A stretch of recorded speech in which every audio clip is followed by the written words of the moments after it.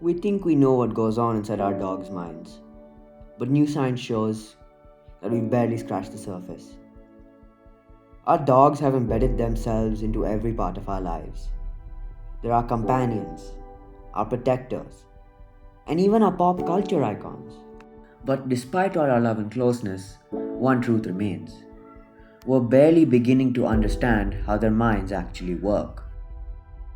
Through millions of years of evolution and a bit of uh, very fortunate serendipity, have ended up being a species which is uh, kind of away from human beings in the tree of life, but still very, very close to um, uh, in terms of behavior, in terms of understanding, Yeah. very close to human beings.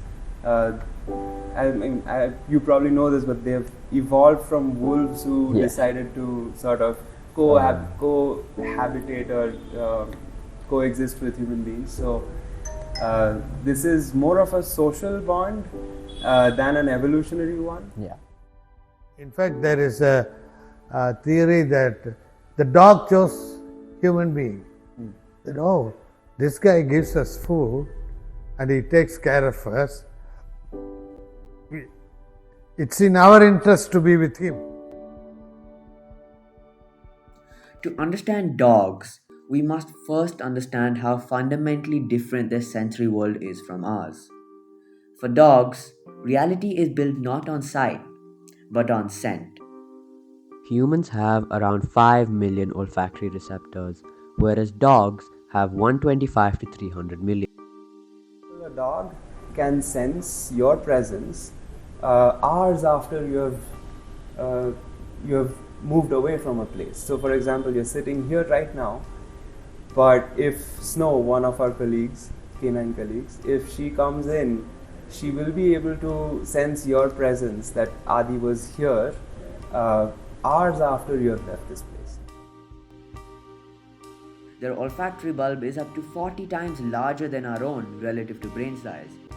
This makes their sense of smell 1,000 to 100,000 times more sensitive than our own. In human terms, imagine how when you don't have internet on your phone and it's just 2G, Yeah. and you try to load a YouTube video and it's all pixelated, right? Yeah. You can still kind of make out what's going on, but it's very, like, the details are not there. Compare that with something like full HD, right? So that's the difference between what we would smell versus what a dog would smell. But sensitivity alone does not capture the sophistication. Dogs deconstruct temporal chemical signatures. A sidewalk sniff reveals who passed by, when they passed by, their emotional state, health status, a four-dimensional sensory record that humans just cannot access. Their noses contain bony turbinates that create labyrinthine surface areas. Inside these turbinates, mucous membranes trap scent molecules, extending contact time from milliseconds to seconds. Dogs can detect concentrations as low as parts per trillion, which is approximately one drop in 20 Olympic pools. Furthermore, dogs sniff 5 to 7 times every second, using each nostril independently to create stereoscopic smell, which is direct localization of odor sources. They can track scent trails over 12 miles old, distinguish identical twins by scent, and even detect diseases at up to 88 to 97% accuracy. And the way that this wonder system works is that when a scent molecule binds to a receptor, electrical signals travel directly to the limbic system, which is the brain's emotional center, thereby bypassing conscious processing. For dogs, smell is equivalent to emotion, memory, and information, all encoded simultaneously. But perception is just the beginning. What happens when the signals reach the brain? How do dogs process, store, and use information? For decades, we could only guess. Then, scientists found a way to look inside the thinking mind of the dog. In just the past 2 decades, canine cognition studies have increased sixfold. This explosion of research has systematically dismantled our assumptions about dog intelligence. Researchers have trained dogs to undergo fMRI scans while fully awake, revealing real time brain activity while dogs processed human voices, praise, and faces. Gregory Burns and his team at Emory University pioneered this experiment in 2012. They discovered that the caudate nucleus, also known as the brain's reward center, activated strongly when dogs anticipated their owner's return or received praise. In 20% of dogs, praise triggered stronger activation than food, proving that dogs are neurologically engineered to process human social approval as inherently rewarding. When dogs viewed their owners' faces, attachment and reward centers activated. Strangers' faces activated only visual processing areas, proving that recognition runs deeper than emotion. It's neurologically encoded value. For better understanding, let's compare this with wolves, the dog's close cousins.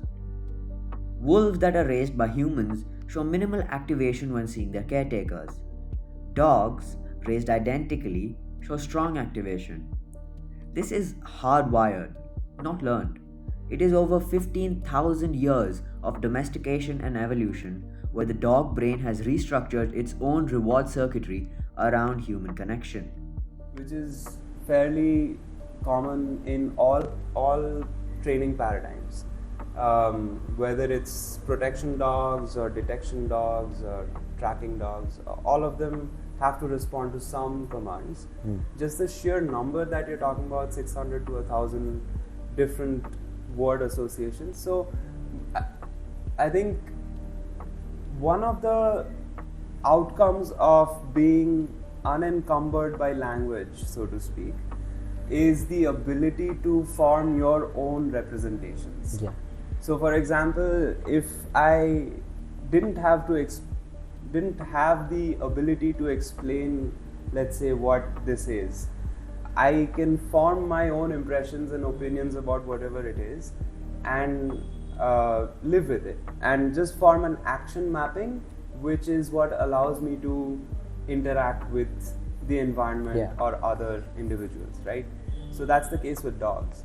So there has been limited attempts at actually understanding what the associations are between. So from the external point of view, being outside of the dog, we know that it's a mapping between a sound and an action which is associated with a specific object. Now there are attempts in canine neuroscience to actually understand the representation of sound and how it sort of transforms into the representation of an action to go and fetch an object. So I wouldn't say it's something special about Rico and Chaser, because the kind of dogs we work with over here, they are also training on a very complex set of sensory stimuli. But how do dogs understand our language? Well, it's quite simple. Border collies like Rico and Chaser demonstrated high levels of a process called fast mapping, which is rapidly learning word object associations through exclusion. Through this process, Chaser learned over 1022 object names and was even able to distinguish nouns from verbs. Chaser parsed grammatical structure, not just word sequence. This indicates hierarchical cognitive processing, which is the understanding of embedded relationships between sentence elements. Hungarian researchers using fMRI discovered that dogs process speech in two brain regions, one for semantic content and another for emotional tone, mirroring human bilateral processing. Maximum reward activation required both meaningful praise in a praising tone. And EEG studies revealed N400 responses, which are semantic processing signatures when dogs heard the wrong labels for familiar objects. This occurred within 0.4 seconds, demonstrating mental representations of concepts independent of their names. Dogs are able to remember hidden locations for up to 4 minutes. When distracted during delays, their performance drops, suggesting active memory maintenance rather than automatic processes. And in physical cognition tasks, dogs are able to understand object properties, causality, and mechanical relationships. They succeed with crossed strings, barriers, and invisible displacements, tracking objects that continue to exist even when hidden. But dogs do show less persistence than wolves when it comes to unsolvable problems, quickly asking humans for help. This isn't cognitive limitation, but it is strategic adaptation. Dogs have now learned to treat humans as tools for solving difficult problems. But all of this cognitive sophistication raises a deeper question. If dogs can think, remember, and solve problems, how much do they actually understand about us? The answer is more profound than anyone expected, and it begins with a simple comparison that changes everything. When it comes to interpreting human communication, dogs have significantly outperformed all primates. At Duke University, Dr. Brian Hare found that dogs succeeded at 80% of accuracy following human pointing gestures. Adult chimpanzees, even extensively socialized with humans, achieved only 50%. And even 8-week-old puppies with no training were able to follow pointing cues at 60 to 70% accuracy, which is way better than most adult chimps. This proving that this ability is genetically predisposed and not learned. And dogs had evolved to read human communicative signals.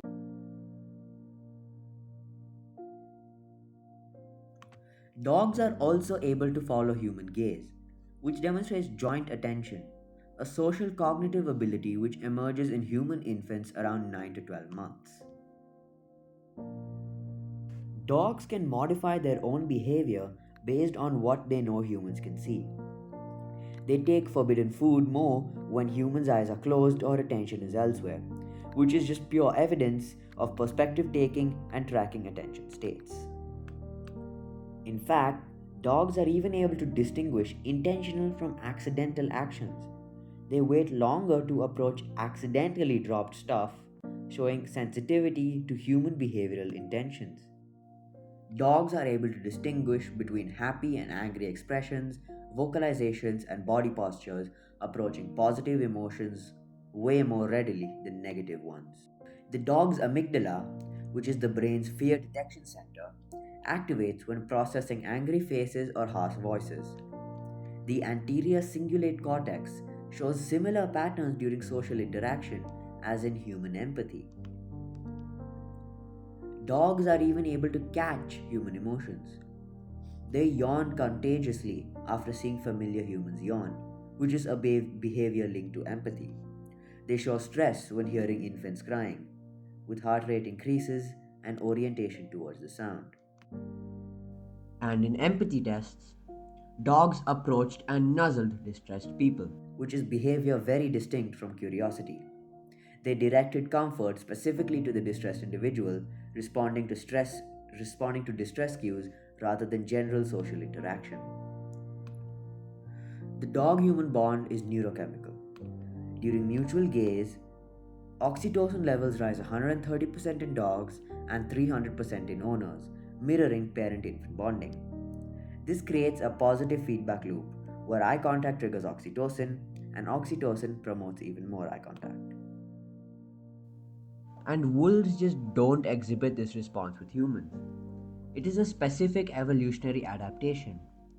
Over thousands of years, dogs have co opted an ancient mammalian attachment pathway to bond with humans.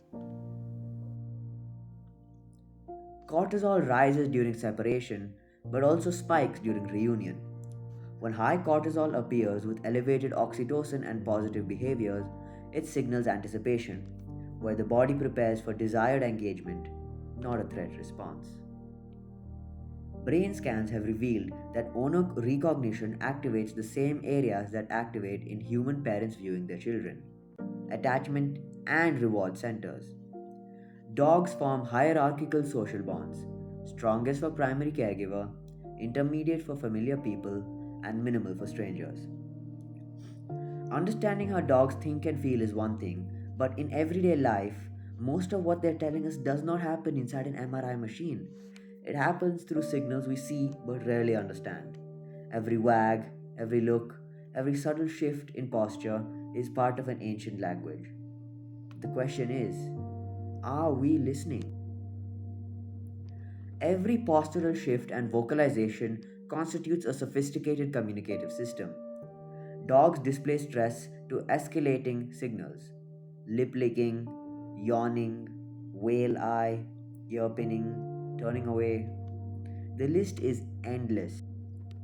And the warning ladder represents escalating communication. Dogs prefer resolving conflicts with subtle signals. Growling is mid level escalation, which is an explicit warning that earlier signals were missed. Most aggression is just fear based communication. When humans punish warning signs like growling, dogs end up learning to skip directly to biting. And tail communication is even more nuanced. Height indicates confidence and arousal, speed indicates excitement, amplitude indicates positive versus negative. Dogs wag more to the right when seeing their owner, and more left when seeing dominant unfamiliar dogs. And vocal communication includes distinct and separate patterns. Alarm barking is different from demand barking and play barking. Dogs modulate vocalizations based on audience, barking more at humans than other dogs in the same situation.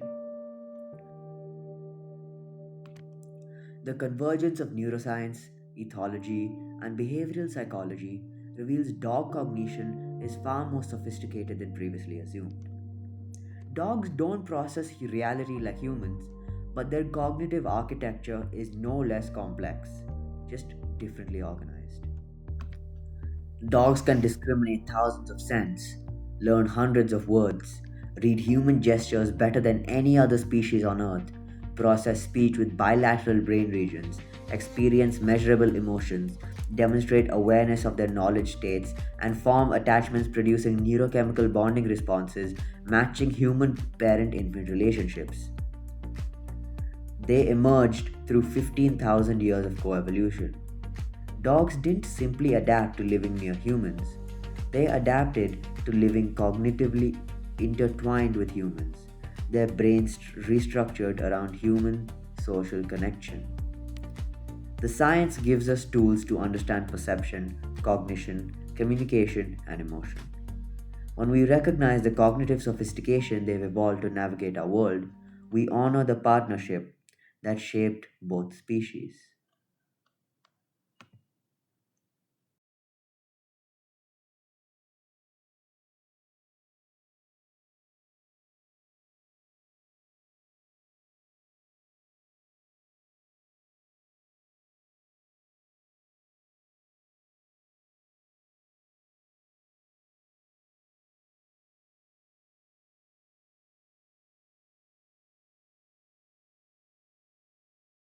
You see, you may not remember, you may remember the Sri Lanka. For Sri Lanka, India sent troops. What they did was, they took 40 dogs, Alsatian. Since they were in the trench, some of them developed tick fever. Tick fever is a very fatal disease for dogs. And they wanted to give blood transfusion. The only place where, at that time, IPKFN, the only place where they could give transfusion was Madras Veterinary College Hospital. And they looked around and found 3 Chippipare dogs. And then they found that the Chippipare dogs was unpolluted, unmixed. 100% Indian. Huh? 100% Indian dog. Yeah, Chippipare. Its photograph is in my book. Now, In human beings, there are 4 groups of blood.